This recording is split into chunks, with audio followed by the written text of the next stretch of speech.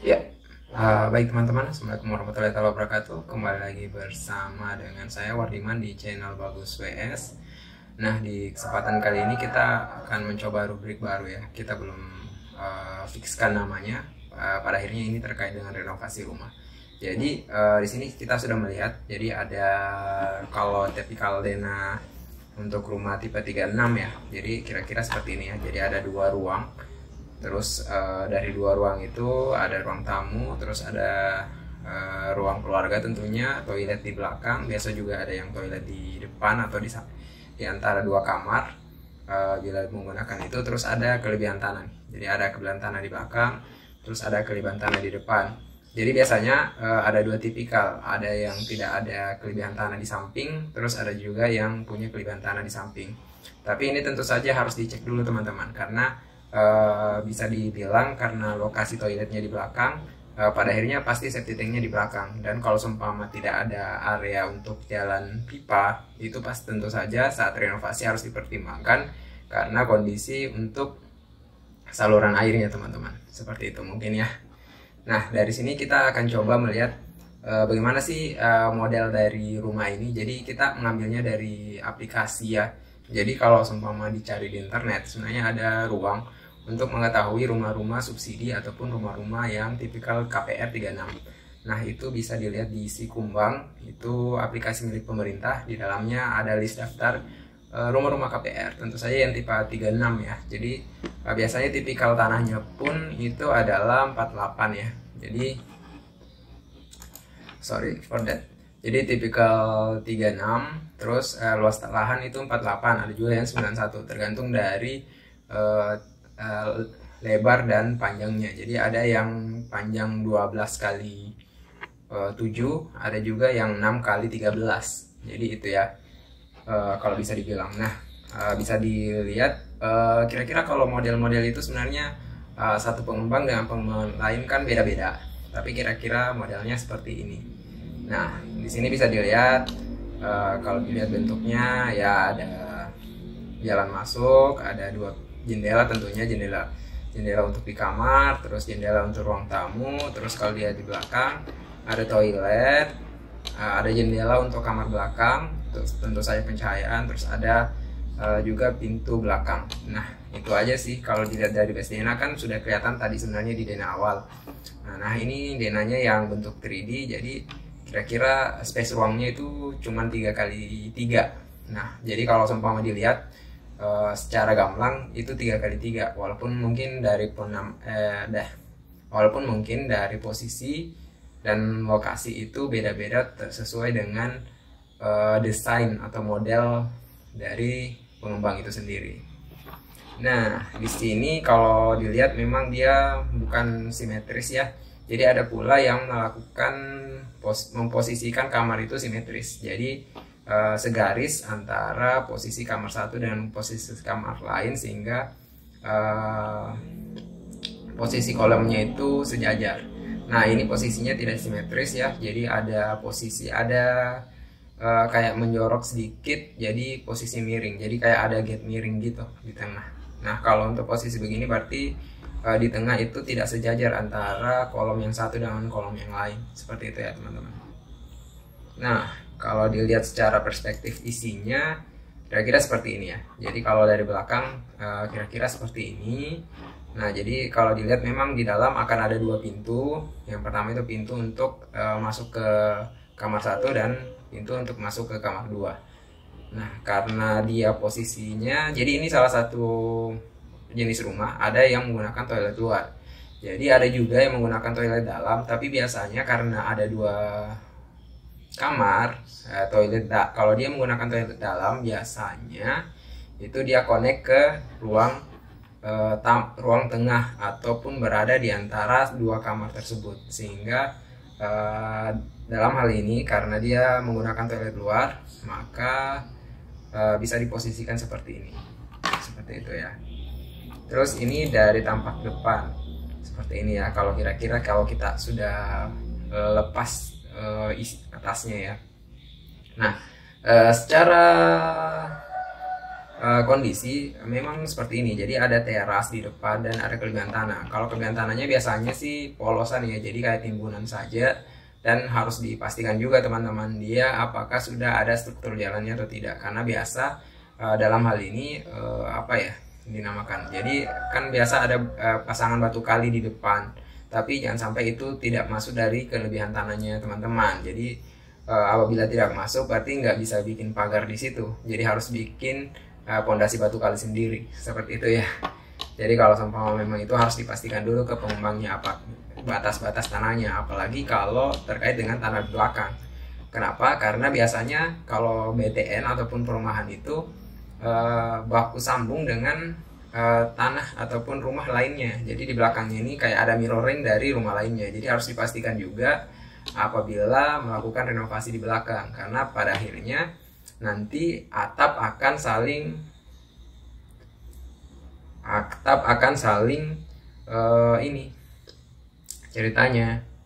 Jadi atap akan saling ketemu, dimana kalau seumpama atap saling ketemu artinya kan air harus tertrap di tengah. Nah pada akhirnya harus ada jarak ataupun penggunaan talang itu diperlukan untuk memastikan bahwa air itu tetap bisa mengalir tanpa membebani rumah-rumah yang bertetangga seperti itu ya. Nah ini ada kita contoh renovasi yang rencana bisa dilakukan apabila teman-teman ingin melakukan renovasi dengan menggunakan base rumah seperti tadi. Jadi ini gambaran besarnya kira-kira kita renovasi. Jadi di sini apa yang kita lakukan, kita tambah pagar tentunya dengan model roster. Karena kenapa sekarang model roster itu ya lumayan bagus ya. Terus kita menggunakan pagar stainless di sini yang disematkan ke dinding dari pagar tersebut. Terus kita ubah juga warnanya, dimana kita menggunakan warna abu-abu di sini dengan warna kusen itu diganti dengan hitam. Sebenarnya kalau kusen apabila memiliki budget lebih bisa menggunakan stainless ya kalau model modern, tapi kalau menggunakan kayu pun bisa, tapi itu minimal kayu kelas 2. Kalau kayu kelas 2 itu jati ya, jati putih, tapi harus diperhatikan teman-teman karena sangat berbeda menggunakan kayu yang masih basah dengan kayu yang kering. Dipastikan kayu itu kering dulu ataupun paling tidak kering, sudah hampir menuju kering. Kenapa? Karena saat kayu itu masih basah berarti masih ada memungkinkan untuk susut. Nah itu hal-hal not penting yang harus diperhatikan. Jadi kalau bisa dibilang saya masuk dulu ke Dena. Ini kira-kira Dena yang dari apa ya renovasi yang akan kita lakukan. Jadi yang awalnya jadi ruang tamu yang di sebelah sini itu akan menjadi ruang kamar utama. Nah dimana kalau kita melihat memang kita akan membuat kamar mandi yang di belakang itu connect dengan kamar satu, jadi dia menjadi kamar luar. Nah ini jadi kamar tamu, sedangkan yang di depan menjadi yang ruang tamu pada awalnya menjadi kamar utama. Nah, sedangkan untuk kamar utama kita membutuhkan toilet, makanya kita membuat toilet dalam untuk juga terkoneksi ke area ruang tengah ataupun dapur dan ruang keluarga. Dimana kita di sini konsepnya karena keterbatasan ruang, kita menggunakan konsep bahwa ruang tamu itu bisa dilaksanakan di luar ya. Jadi ruang tamunya ruang open site ya, open terbuka di area pekarangan kita seperti itu. Makanya kita membutuhkan yang tadi sudah dilihat pagarnya agak tinggi, yaitu pagar kira-kira tinggi 2 meter. Nah dari ini kita bisa melihat kalau dipakai king furniture seperti ini kira-kira ya. Jadi di sini ada toilet, terus di sini ada kitchen set dan docking apa ya drawer atas, terus ruang tengah ataupun ruang keluarga bisa dimonting TV juga di hadapannya. Terus ini kamar utama dimana ada desknya, ada untuk meja untuk kerja, terus dengan lemari pakaian. Sedangkan untuk kamar tamu di belakang kita bikin double set ya, jadi ada dua ini ya, jadi ada 2 tempat tidur masing-masing harus yang ukuran maksimal 1 meter kali 2. Jadi kan kalau kita pakai queen size, jadi di sini karena sangat mepet, jadi kita nggak pakai king size ya. Kalau yang king size kan berarti ukuran 2 meter ya, 2 kali 2 meter. Tapi kalau ini kita pakai maksimal itu queen size untuk di kamar utama, sedangkan untuk di kamar belakang itu kita pakai maksimal yang ukuran 1 meter kali 2 meter. Jadi dia pas dua baku berhadapan, terus di tengahnya kita bisa separasi dengan meja.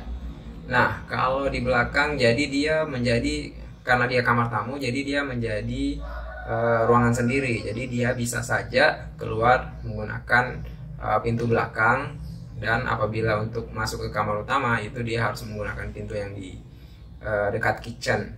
Nah, seperti itu. Dan kita rubah juga posisi dari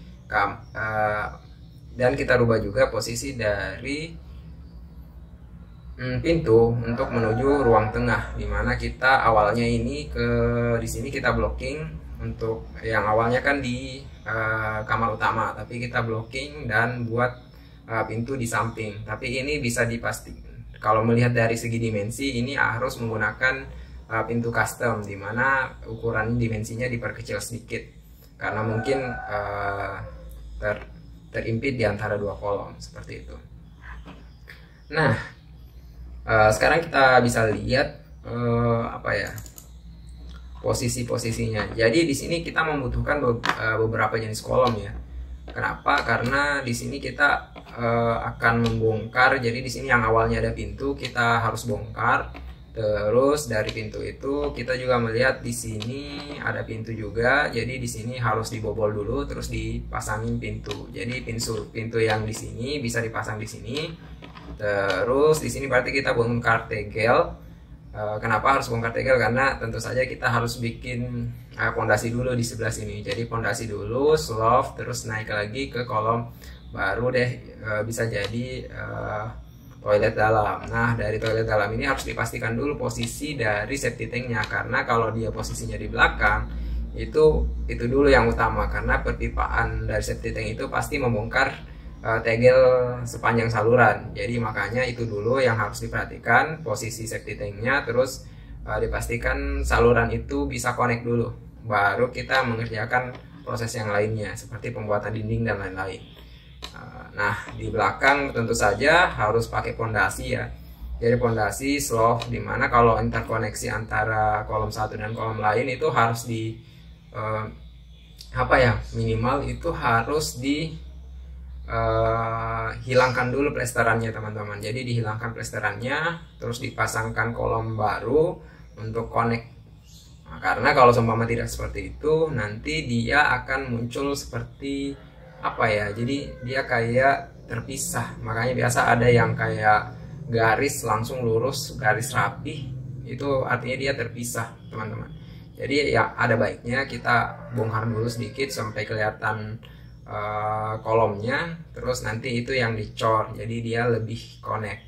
Walaupun pada dasarnya itu tidak terkoneksi ya secara teori ya, karena sudah beton lama sama beton baru, itu hal yang mendasar. Tapi setidaknya untuk proses renovasi nanti bakalan tidak terlalu kelihatan gap di antara 2 kolom tersebut.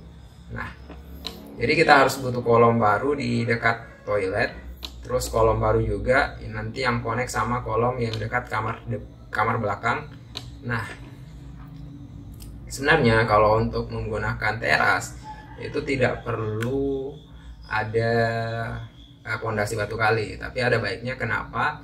Karena nanti untuk mengurangi potensi bergesernya tanah. Karena itu ada baiknya dikasih pondasi, walaupun mungkin pondasinya lebih pendek daripada pondasi yang kita gunakan untuk kolom atau keliling untuk pagar ya. Nah, di sini untuk pagar pun harus komposisinya pas. Jadi harus ada pondasi, harus ada slope, terus ada paling tidak kolom untuk per 4 meter. Seperti itu mungkin. Nah, ini adalah tampak dari samping. Kita coba kalau tampak dari samping. Nah, kenapa kita merubah jendela? Jadi di sini kita buat jendela untuk ruang tengah agar cahaya lebih banyak masuk ke ruang tengah. Sedangkan ada jendela kecil di sini yang di depan ini, depan kitchen ya. Kenapa? Karena kalau memasak kan biasa ada asapnya. Pada akhirnya ya dimudahkan untuk dibuang. Nah, kenapa agak pendek? Kenapa enggak panjang saja? Karena kita memungkinkan untuk menaruh menaruh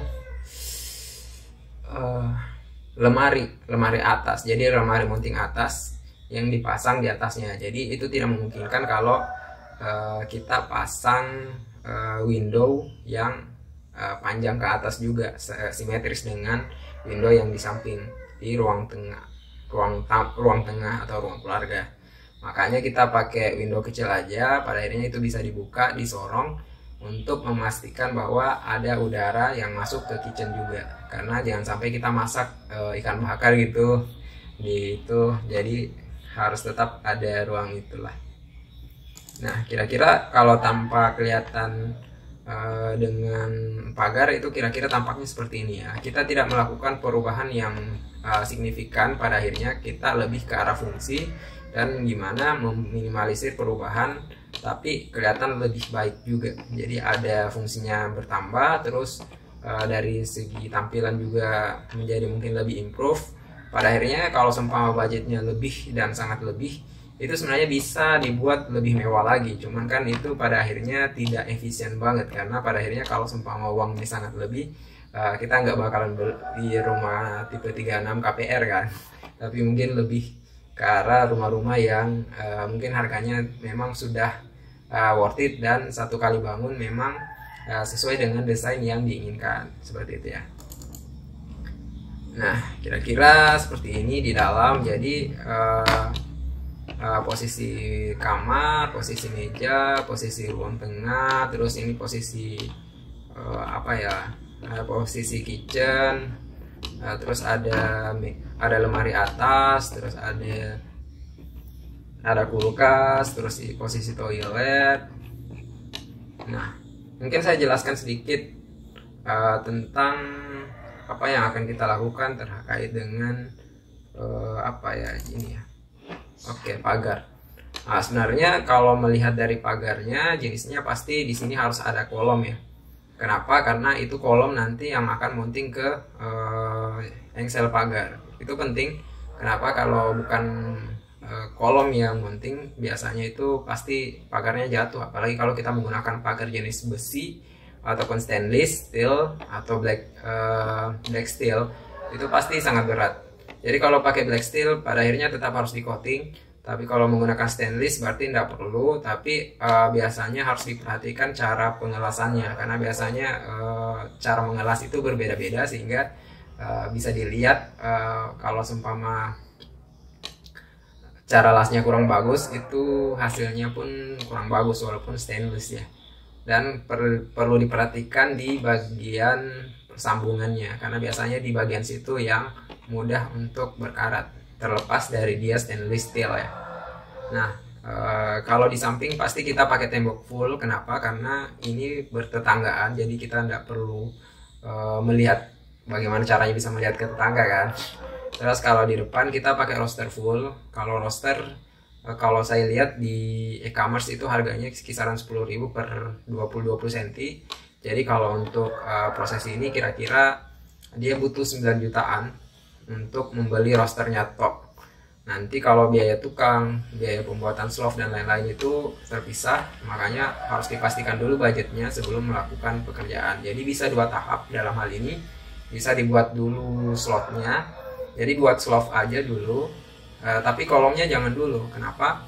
Karena supaya memastikan kolom itu connect dengan baik dengan rosternya yang di sudut, maka kolom itu harus dicor bersamaan dengan roster supaya ikatannya lebih baik. Itu sangat penting teman-teman, karena kalau seumpama slope-nya dulu baru rosternya, bisa saja ada 2 kemungkinan, yaitu pertama ikatannya kurang bagus karena dia pasti menggunakan campuran semen kayak batu bata doang.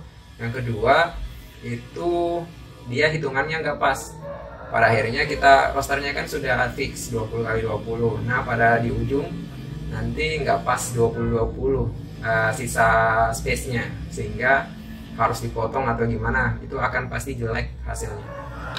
Nah, itu sih yang harus diperhatikan. Kalau yang lain kembali lagi mungkin ke proses di dalam, jadi harus dipastikan juga teman-teman. Jadi kan kita menggunakan pintu di sebelah sini, jadi yang awalnya ruang terbuka di sini harus pintu, makanya harus dipastikan di atas itu slope-nya terkonek ya. saya sarankan terkonek. Jadi di bawah kalau seumpama kita menggunakan pintu jenis kayu yang menggunakan kayu kelas 1 atau kelas 1 itu sebenarnya nggak perlu ada ring bal di atas pintu, tapi bila ingin boleh, tapi perlu dipastikan itu di drag masuk, jadi di war aja masuk ke kolom yang sudah ada, nanti itu dimasukkan besi supaya dia terkoneksi ke kolom itu. Kalau yang bagian atas ada baiknya dibongkar dulu sedikit sampai kelihatan besinya, terus dikoneksikan pakai dikait dengan pembesian untuk ring bal atas. Seperti itu ya teman-teman kalau seumpama yang bagian sini. Terus untuk di bagian sini ada baiknya tetap pakai ring bal supaya tidak memungkinkan terjadinya failure apabila penggunaan, apalagi kalau bisa dibilang penggunaan batu bata semen campuran untuk rumah tipe 36 itu bisa dibilang pasti kualitasnya biasa-biasa aja, sehingga kalau seumpama ada baiknya itu tetap pakai ring bal di bagian opening. Apalagi opening ini lebarnya agak lebar ya, jadi di atas 1 meter, sehingga kalau seumpama ada baiknya ada ring bal di atas di sini. Terus kalau mau clean prosesnya di sini juga dikasih kolom, tapi kalau tidak dikasih kolom pun tidak apa-apa. Ini bisa generik kalau seumpama memang tidak mau menggunakan ring bal di atas, itu bisa pakai kayu kelas 1. Jadi kayu kelas 1 disematkan ke atasnya untuk menjadi perkuatan struktur agar dinding bata di atasnya itu tidak jatuh. Nah, di sini seharusnya pintunya berada di posisi di sudut sini kan, tapi kita rubah ke samping sini karena yang di sini sudah menjadi toilet. Oke, mungkin cukup sekian teman-teman.